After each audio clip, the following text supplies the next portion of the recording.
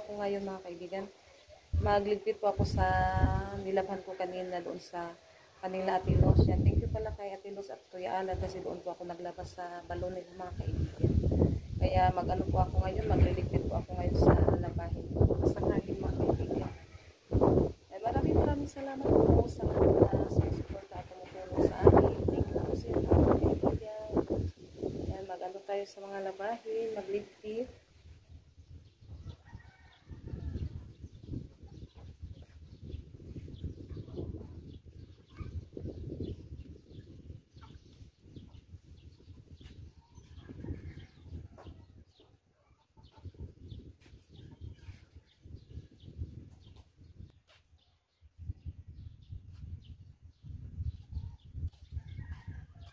Tayo magtutupi sa labas mga kaibigan. Ano po yung hangin?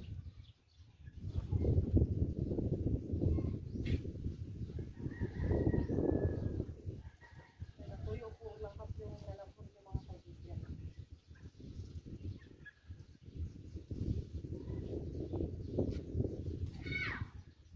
Yung mga kaibigan, dito na lang ako magtutupi sa labas mga kaibigan kasi ano po yung hangin. Risko po yung hangin. Kaya magsimula na po tayo sa pagtupi. Yan, nandito pala si Rosalita. Wala silang pasok mga kaibigan. May ano naman sila, may mujo.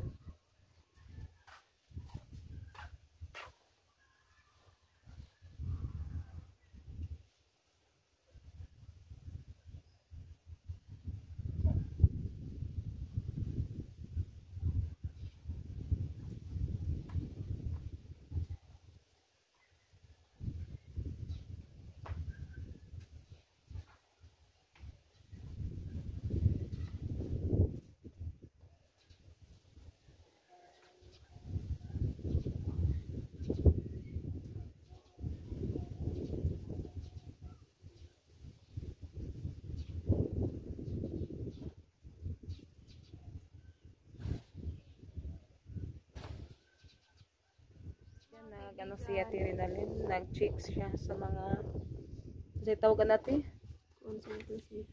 Siya po yung tig-chick mga kaibigan.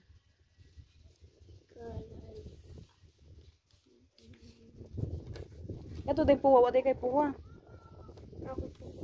Kay puwa si Kuan. Wala lang butanganan kaya akong buagi pa lang siya. Oo ate. Kinsa man sa imo ni classmate? Pag-shake siya po lang. Agka ni may gikuan si mo maestra.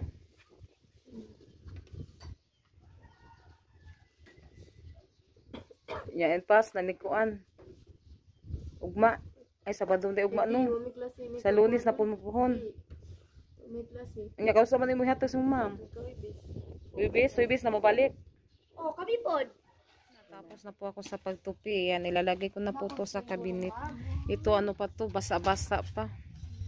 Hindi ko pa po tutupiin.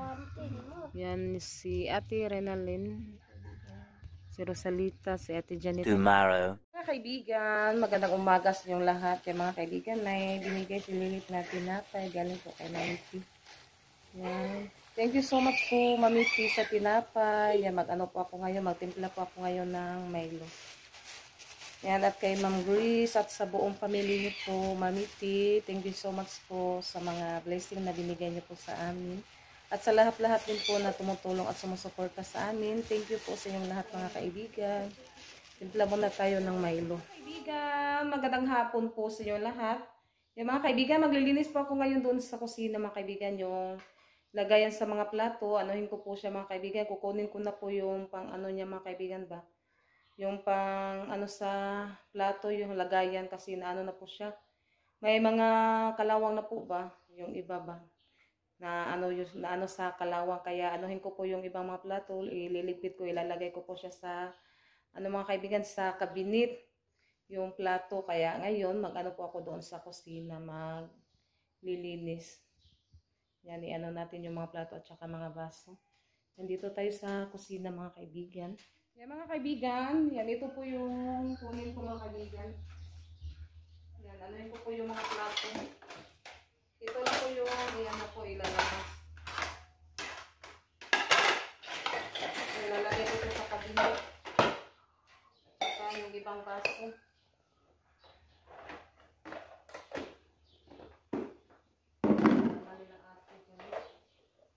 Dito, ano na to, itatapon na po natin to.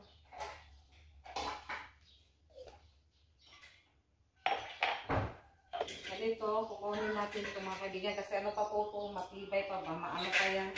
Magagamit pa po ito mga kaibigan. At saka ito. Ito lang kasi yung nasira ba? Ito, ano lang ito. Saka ito. At ito yung ano ko mga kaibigan.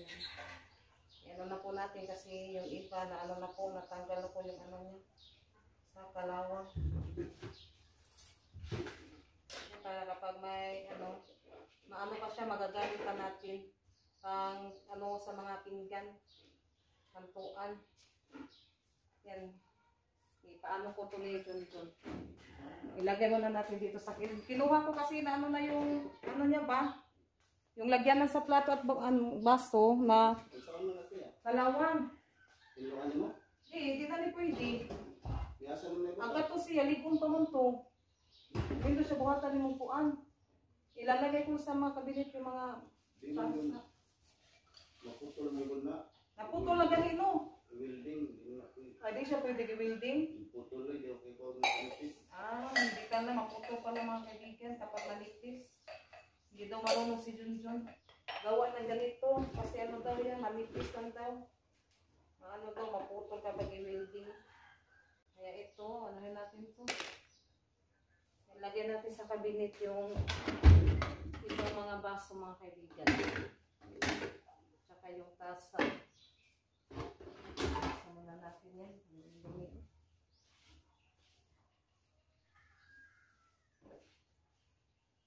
Lagyan ko lang ito ng mga kaibigan para makuha yan. Ano yan yung dumi.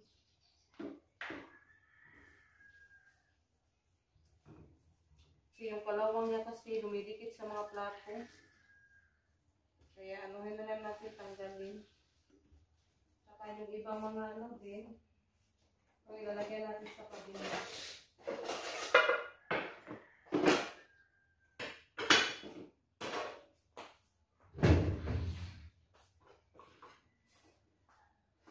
Para hindi siya magulong-ingan. Ano natin sa cabinet. Ilalagay.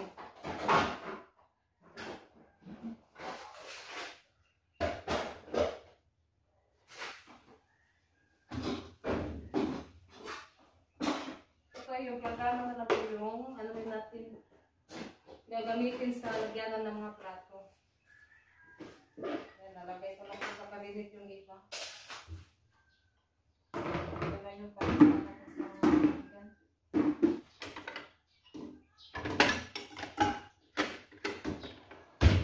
Yan, nalagay ko na po siya mga kaibigan. At yung iba ano naman, ayusin natin.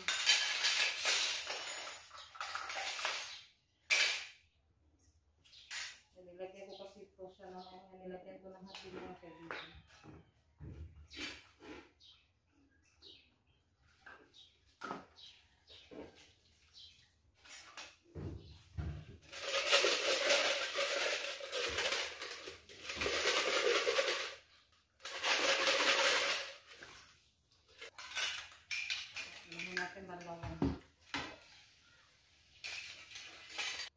Dito mga kaibigan, hindi ko lang siya planning.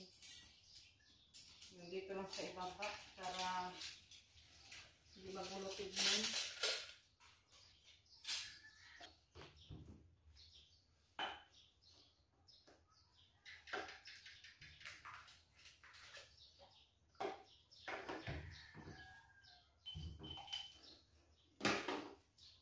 Naman, anuhin natin.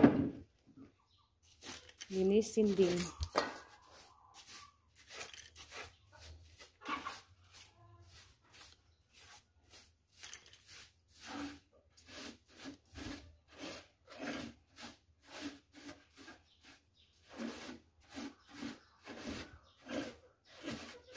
Dito kasi si Junjun na ano yung ano siya ba? Nag-ihaw ng tamban. Ay, anuhin natin kasi may mga langgam. Daming langgam. Yan, ito, hindi na ito magagamit. Dito na lang natin ilalagyan. Ano na yan na tawag na, naliki.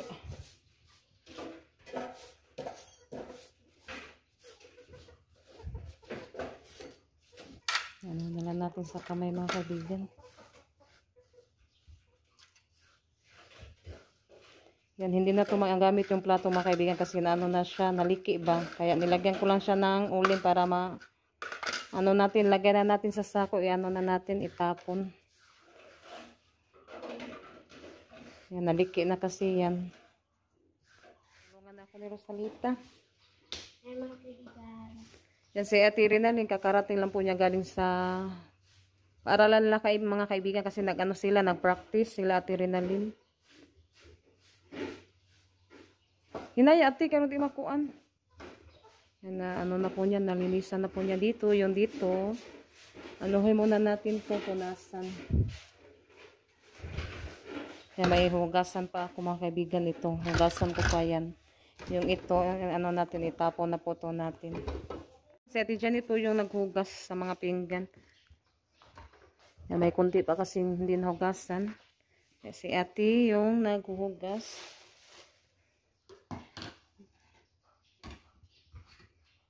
Yan, lagyan ko pa yan ng ano mga kaibigan para matanggal yung itim-itim.